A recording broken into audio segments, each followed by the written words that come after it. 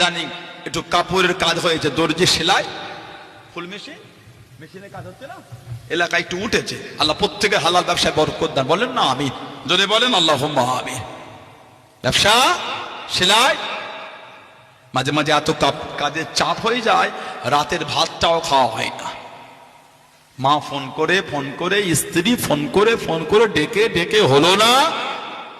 মা বলেন বা স্ত্রী বলেন, ঘুমোবার আগে ওই ভাতটা বাসনে বেড়ে একটা ঢাকনা দিয়ে রেখে দেয়, রেখে দিলাম, কাজের ফাঁকে খেয়ে নিও।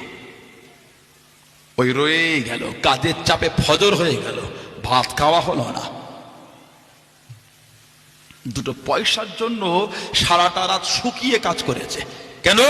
কাজের চাপ। সকালে মালটা ডেলিভারি করতে হবে, সকালে মাল না দিলে ও কাজ আর নেবে না, কাজটা আমার ওপর চেপে যাবে।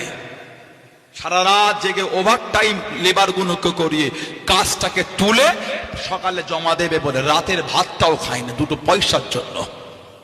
আল্লাহ দুটো টাকা দিলে সহ্য হলো না, ওইখান থেকে বার করে লটারি কাটছে। বলেন এই কষ্টের কথাটা আপনি কাকে বলবেন? বলে আল্লাহ পাক আমাদের বাড়ি ভাইগুলিকে আল্লাহ বোঝার তৌফিক দেন। আল্লাহ পাক এই নোংরা কাজ থেকে আল্লাহ মনগুলিকে ঘুরিয়ে দেন। বলেন আমিন। জোরে হলো না আমিন।